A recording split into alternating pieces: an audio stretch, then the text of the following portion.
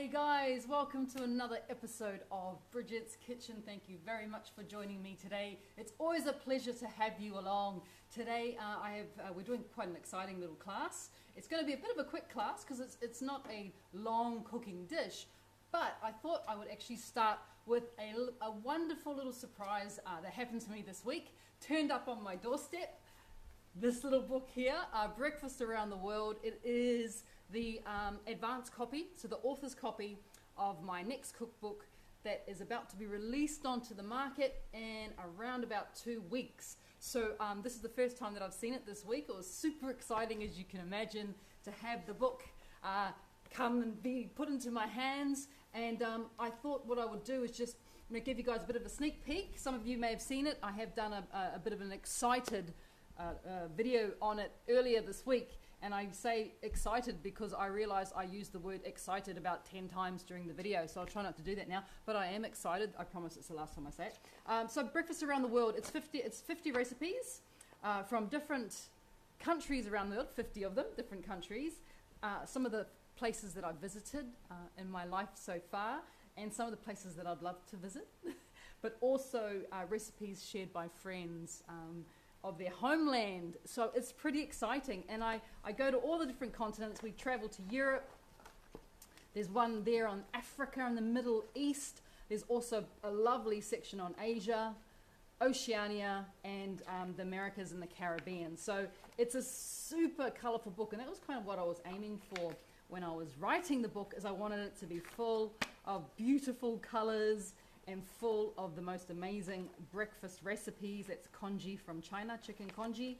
But I wanted it to be just, a book that I would cherish, but also hopefully you would cherish as well, because it is exciting to see, my hard work being put into book form. So that book is, we're just going to throw up the link for you now in the comments below of where you can pre-order this book. And I do advise that you pre-order. The reason I advise that you pre-order this book is because at the moment, I think on mighty8.co.nz, or it might be .com actually, .au.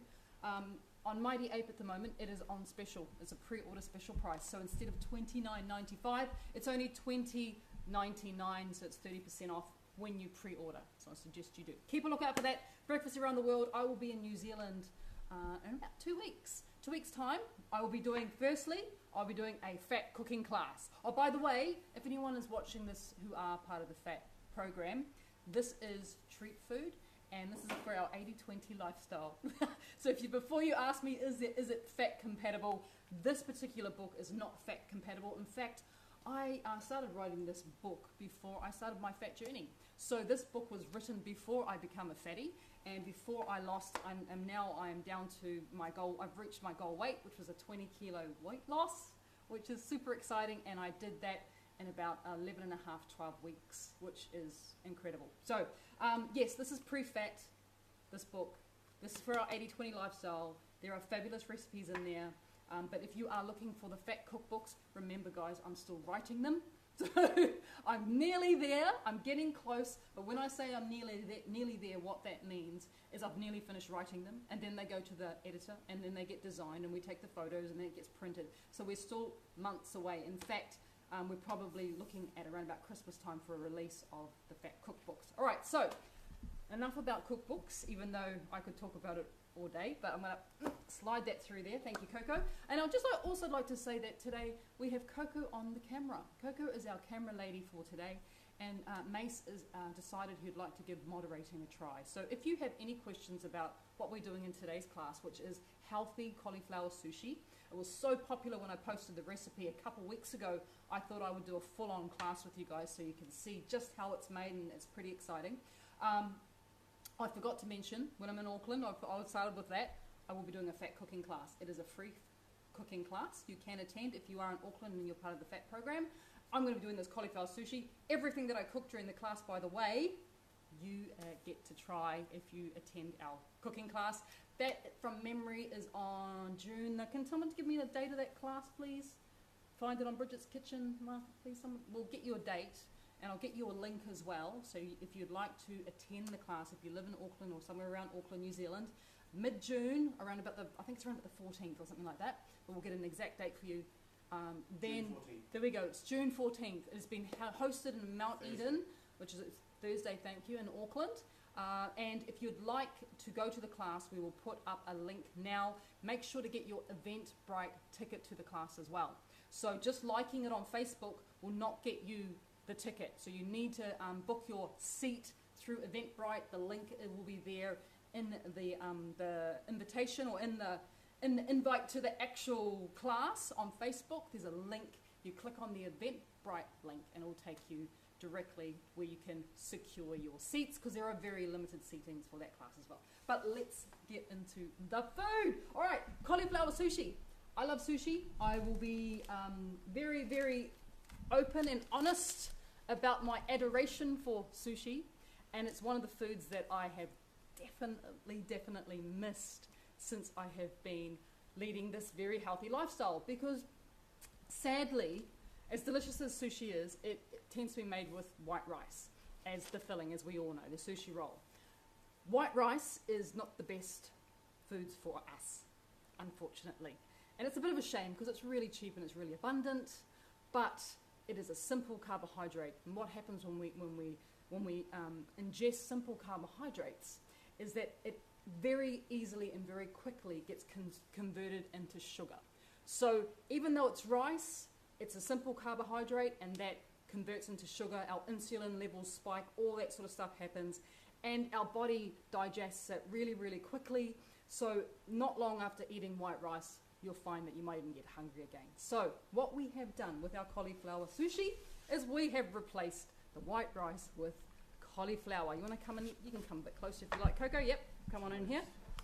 If you'd like the recipe, by the way, if you'd like to get the recipe for this little cauliflower sushi that we're doing, just type into the comments below, healthy sushi please. I have to say that really slowly, because if I say it fast, it doesn't make sense. Healthy sushi please, and we'll send the recipe out to you. So in this bowl here, I have my cauliflower.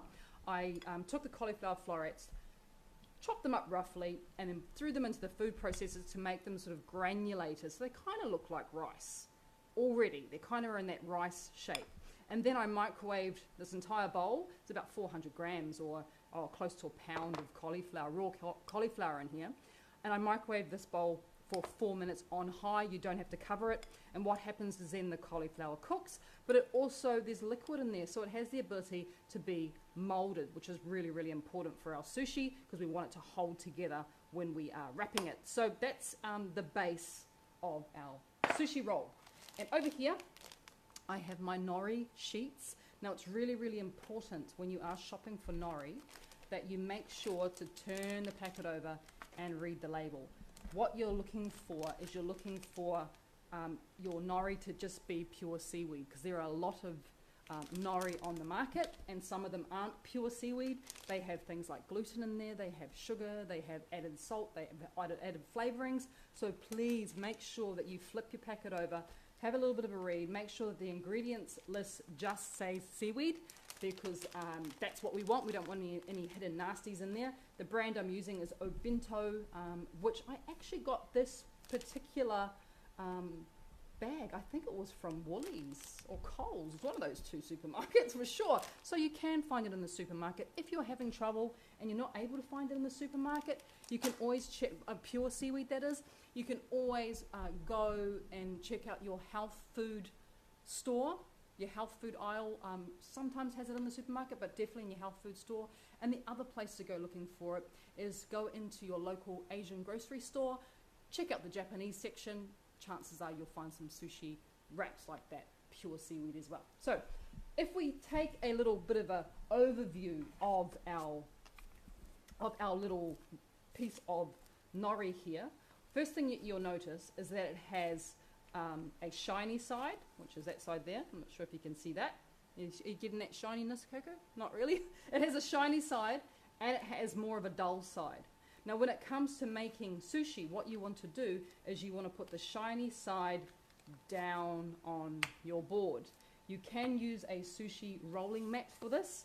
I still have not been able to find my sushi rolling mat. It's just gone for a walk. It was here not long ago, but it's no longer here, so that's okay. So you don't have to use a sushi rolling mat. If you've got one, it's pretty cool, and you can definitely roll it out, but you don't have to. So that was just me moving my chair back. Okay, so I'm standing over top of my nori here.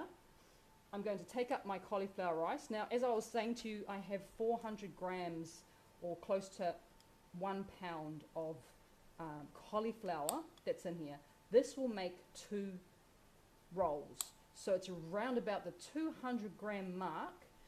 I've found really fills the sushi really nicely. So you want to just even it out, put it onto your roll. Now, using really, really clean hands, what I'm going to do now is just kind of flatten it all out and make sure it's nice and even.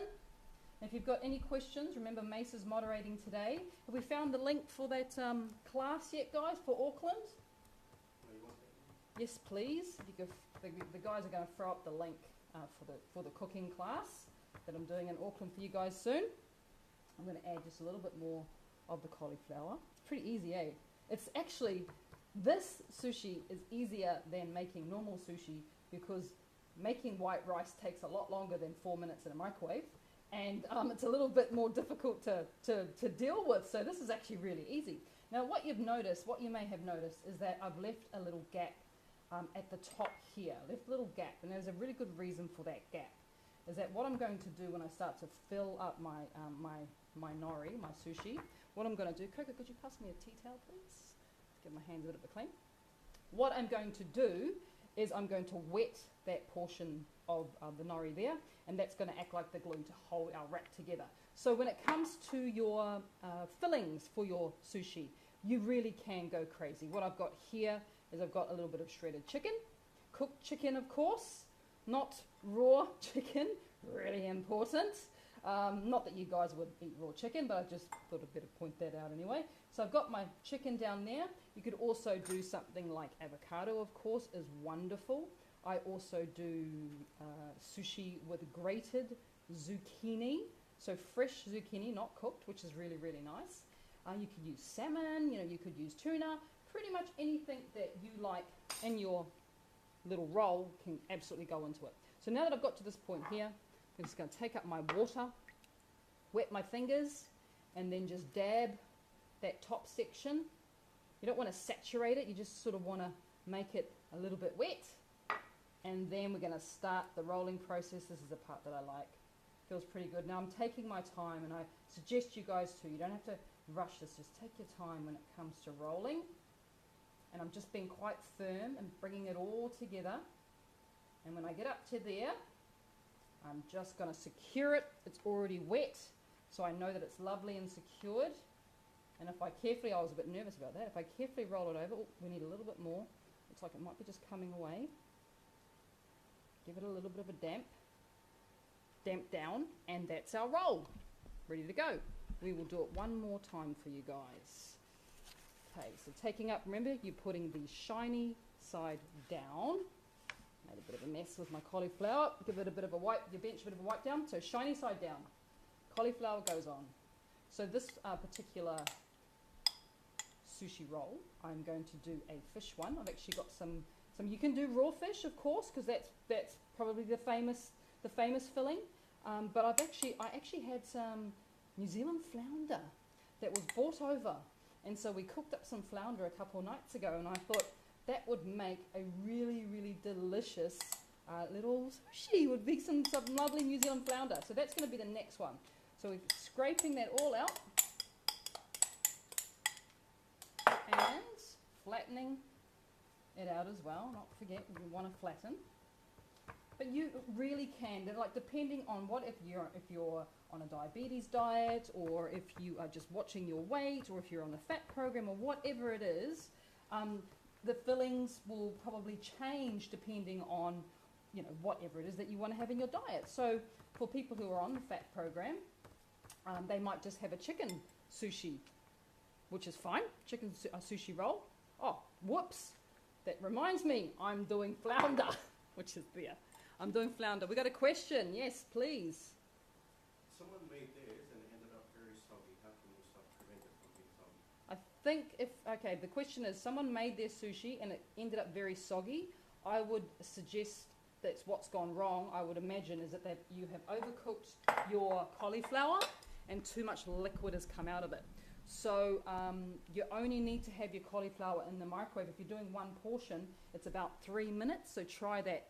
If it still comes out and it's really, really waterlogged, you can put your cooked cauliflower into a clean tea towel, wrap up the ends like that, like this, so make this little bundle. Imagine the cauliflower's down the bottom there, and then just begin to squeeze. And as you squeeze, you're going to get water coming out. Don't over squeeze it though. You need to have a little bit of moisture in there, so don't over squeeze, but at the same time, because you don't want it too dry, because it needs to stick together. This is the sort of, I'm not sure if you guys can sort of see the texture, but that's what I want. You know, it's still a little bit flaky, but it has the ability to be molded, which is the exact moisture content level that you're going for. So give that a bit of a try, see how that goes. Let me know how you get on too. Okay, so we've got our flounder there. I'm going to go back to our little bit of avocado. You could also, you know, put fresh herbs in here, anything like that. And one thing you may have noticed that I haven't done, which is, it feels really unusual for me, is I haven't added any salt. Because you don't need to add any salt, because there's enough of that salty flavour in the seaweed. So another great thing for us is that there's no salt in this. Okay, so going back to my water,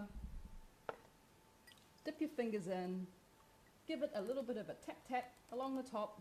You want it wet but not saturated. And then we're going to go to our rolling. Remember, take your time. I'm pulling it towards me, so I'm being firm when I'm rolling, but not too firm. Oh, I need to leave a bit of a gap, Bridge. Not too firm. And you get the lovely, even roll, which is fantastic. Now, let's see how that's stuck down really nicely. That's done a great job. All that's left for me to do now is cut my sushi. Now, there is, I wouldn't say there's a technique to cutting it, but there's definitely an easy way to cut it. So I'm going to show you the easy way. Firstly, you need a sharp knife. Always helps, because you don't want to apply too much pressure and the filling like squashes out at either end, so you want a sharp knife. The way you cut sushi is you always cut it in the middle first. See, oh, look at that. That's quite nice, isn't it? Cut it straight down the middle. Wait, hey, give me. Oh, look at that. That's quite, Coco's smiling behind the camera. She's smiling because she's like, I'm going to eat that. That's pretty cute, huh? I didn't mean to do that, but that turned out really well. A little crescent of avocado. So once you've got your half of your roll, there's nothing stopping you from just eating it like that, right? You could just like wrap it up and eat it like that. But if you want to actually cut it into slices, so it's a bit more manageable, I then cut one half into 3 pieces, and then I then go along and I cut the next half into 3 pieces. So then you get really even rolls. Okay, they're not that even, don't look too closely. They're kind of only half even. You get really even rolls, and you get beautiful, handmade, healthy sushi, but a tamari sauce on the side. I have actually got a recipe for my tamari dipping sauce, which is delicious.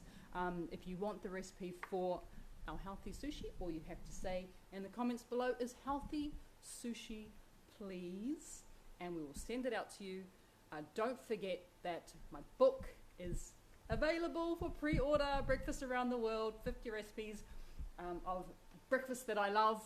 And also Auckland, I'm coming for you very, very soon. Cooking class on June the 14th, Thursday. Thank you, Coco gave me the big thumbs up, which is a Thursday in Auckland. Love to see you there.